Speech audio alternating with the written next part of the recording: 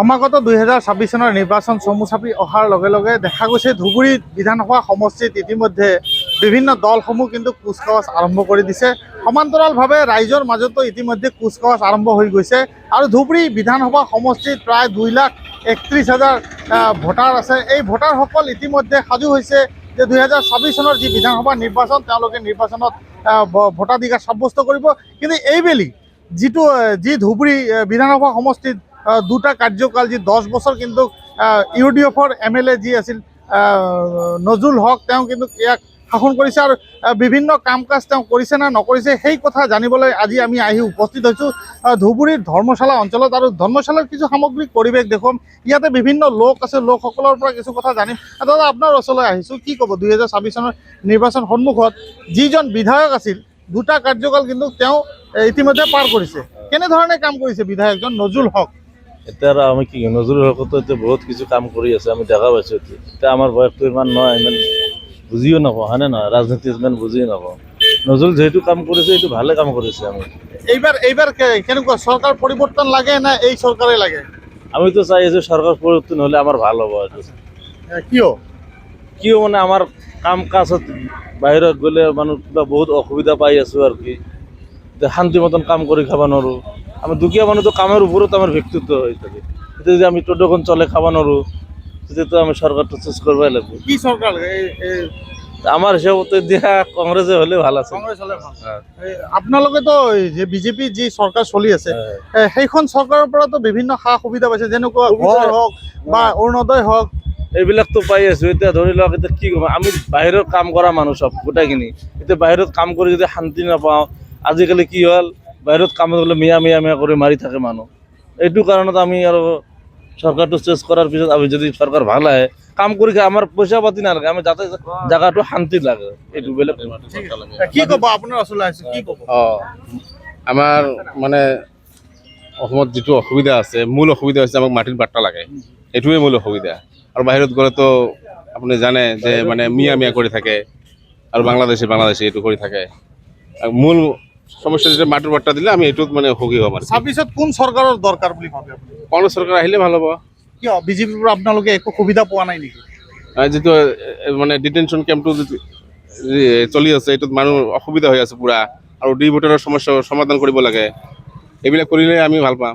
কংগ্ৰেছ আহিলে এইবিলাক সমাধান হ'ব বুলি ভাবে নেকি? হয়, এইটো আমি ভাবোঁ যে সমাধান হ'ব বুলি। ঠিক আছে, ধন্যবাদ। কাকা আপোনাৰ ওচৰলৈ আহিছে, কি ক'ব? আপুনি অলপ কোনটাৰ বিষয়ে কম সেই বিষয়ে মই ক'ম। যিগৰাকী বিধায়ক আছে আপোনালোকৰ নজৰুল হক UDFৰ দুটা টাৰ্ম আপোনালোকে পাৰ কৰিলে, কেনেকুৱা উন্নয়ন কৰিছে? 1947 চনৰ পৰা যত বিধায়ক আহিছে কিন্তু কৰ্ম আৰু দক্ষতাৰ ভিতৰে নজৰুল হক মানে অসীম, যাক অসীম বুলি কোৱা হয়। কাৰণ ধুবুৰীৰ পশ্চিমে যত কাম হৈছে, ধুবুৰীৰ পশ্চিমে কাঠেৰ ব্ৰিজ বাঁশেৰ দলং আছিল, কিন্তু নজৰুল চাহেব অহাৰ পিছত এইবিলাক নাইকিয়া কৰি দিছে। নাইকিয়া কৰাৰ পিছত সেইটো মানে ব্ৰিজ হৈছে। এমন একটা কাম কৰিছে তেওঁ মানে মানে মানে কয় মানে শেষ কৰা নাযায়। আৰু তেওঁৰ দক্ষতা আৰু কৰ্ম তেওঁ ভাল আৰু কি। এইবাৰ নিৰ্বাচন খেলিলে তেওঁ জিকিবনে? তেওঁ যিটো কাম কৰিছে সেই কাম মৰ্মে জিকা বুলি মানে বহুত আশা আৰু কি। এইবাৰ কাৰ চৰকাৰ বিচাৰে? কংগ্ৰেছ বিজেপি কাৰ? সরকারের ভিতরে গলে একটা মানে একটা কথা আছে ইয়াত, কারণ সরকার মানে আইসে লাগে কিন্তু কংগ্রেস, কিন্তু সরকার আছে কিন্তু বিজেপি। তাহলে যদি আমরা ইয়াত যেমন কাম করেছে ইউডিএফ হিসেবে ভোট দেই কিন্তু ইউডিএফ, কিন্তু আমরা কমানছি সরকার লাগে কংগ্রেস। কিন্তু কংগ্রেস হলে ভাল হয়, কিন্তু বিজেপি সরকারে যেটা করেছে আর আপনার কোনটো হলে ভালো হয়? সরকার কংগ্রেস হলে ভালো হয়। ধন্যবাদ জানাইছো। আৰু মই কিছু কথা জানিম, ইয়াতে লোক আছে, বহুত লোক আছে। পুৰা আপোনাৰ ওচৰলৈ কি ক'ব, কেনেকুৱা চৰকাৰৰ এইবাৰ দৰকাৰ বুলি ভাবে? আমি কি কম, মানে অসমত যিটো ঋণ হৈছে, মাহে মাহে যিটো ঋণ হৈ আছে, এইটো অসমৰ মানুহৰ ওপৰত যিটো বোজা, এইটো 25 বছৰে সুধৰিব নোৱাৰিব। মই ভাবোঁ পৰিৱৰ্তন হ'ব লাগে। Yes. বিধায়ক গৰাকী কেনেকুৱা কাম কৰিছে আপোনাৰ ইয়াতে UDF ৰ? আমাৰ ইউটিউবৰ বেয়া কৰা নাই, ঠিকে কৰিছে। এইবাৰ প্ৰতিদ্বন্দ্বিতা কৰিলে নিৰ্বাচনত জিকিবনে? ৰাইজে জানে, আপোনাৰ মতে? নকওঁ। ঠিক আছে, ধন্যবাদ জনাইছো। আৰু কিছু লোক আছে, মই কিছু কথা জানিবলৈ যত্ন কৰিম। ইয়াতে খুৰা আপোনাৰ ওচৰলৈ আহিছো, কি ক'ব এইবাৰ কেনেকুৱা চৰকাৰৰ দৰকাৰ বুলি ভাবে? আজিকালি আৰু কওঁ, আপোনাৰ মতে?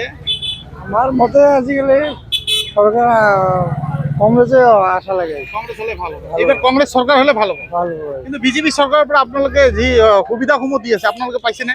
পাইছো, কিন্তু তাৰ ভিতৰত অসুবিধাহে আছে। কি কাৰণত? হয়তো কতগুলো জিনিস দিয়ে পাওয়া লাগছে না, হয়তো কি কৰি আছে মানে এনেকুৱা আৰ কি হৈ আছে। বিজেপি চৰকাৰৰ পৰা আপোনালোকে অসুবিধা পাইছে নেকি? না পোৱা নাই, অসুবিধা পোৱা নাই। তেন্তে চৰকাৰ আপুনি কংগ্ৰেছ বিচাৰিছে, বিজেপিৰ পৰা সকলো বস্তু পাই আছে। না এইটো মানে কৈ আছে যে এই কতগুলো আমাৰ অসুবিধাৰ কাৰণে এইকাৰণে এইটো কথা কৈছে আৰু। ঠিক আছে, ধন্যবাদ জনাইছো। আৰু নিশ্চয়কৈ আৰু কথা জানিম, যি বিধায়ক আছে ধুবুৰীৰ যি বিধায়ক নজৰুল হক, দুটা কাৰ্যকাল তেওঁ সমাপ্ত কৰিলে, কেনেধৰণে কাম কাজ কৰিছে তেওঁ, সন্তুষ্ট নে আপোনালোক? কৰিছে আৰু যিবিলাক কাম কৰিছে ভালে কৰিছে। মানে মোৰ মতে এইবাৰ বিজেপি চৰকাৰ আমাৰ ধুবুৰী আহিলে ভালে হয়। মানে এইবাৰ বিজেপি চৰকাৰ হলে ভাল হয়। ধুবুৰীত কাক বিচাৰে? নজৰুল হক খেলিব লাগে না পৰিৱৰ্তন হ'ব লাগে? তো এইটো ৰাইজে ক'ব কোনে কাক ভোট দিয়ে। মোৰ হিচাপে বিজেপি চৰকাৰ আহিলে ভাল হয়। ধন্যবাদ। যিহেতু আপোনালোকে বস্তুবোৰ পাইছে না, সুবিধাসমূহ বিজেপি পাইছে, বিজেপিৰ পৰা বহুত সুবিধা পাইছে। বিজেপি আহিলে ভাল হয়। ভাল।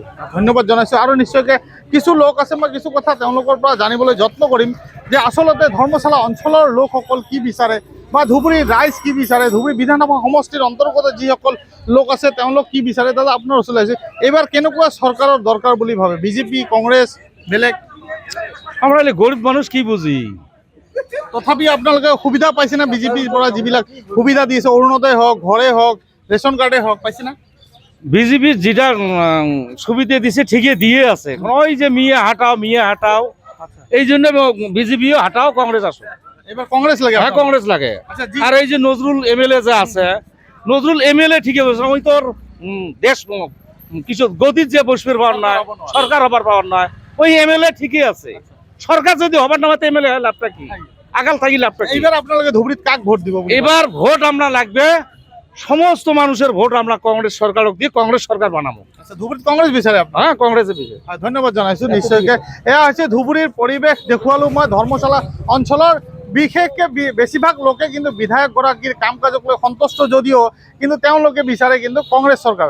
যিহেতু যিগৰাকী বিধায়ক আছে ধুবুৰীৰ বিধানসভা সমষ্টিৰ অন্তৰ্গত, তেওঁ কিন্তু AIUDF-ৰ, কিন্তু সেই AIUDF-ৰ যি বিধায়ক গৰাকী আছে তেওঁলোকে কিন্তু চৰকাৰ গঠন কৰিব নোৱাৰে, যাৰ বাবে তেওঁলোকে উপলব্ধি কৰে যে সঁচাকৈ তেওঁ যদি জিকি আহে চৰকাৰ গঠন কৰিব নোৱাৰে, যাৰ বাবে কিন্তু এইবেলি তেওঁলোকে থিৰাং কৰিছে যে ধুবুৰীত এইবাৰ কংগ্ৰেছৰ চৰকাৰ অহাৰ কাৰণে তেওঁলোকে কংগ্ৰেছক ভোট দিব বুলি আশা প্ৰকাশ কৰিছে বা ব্যক্ত কৰিছে তেওঁলোকৰ কথা।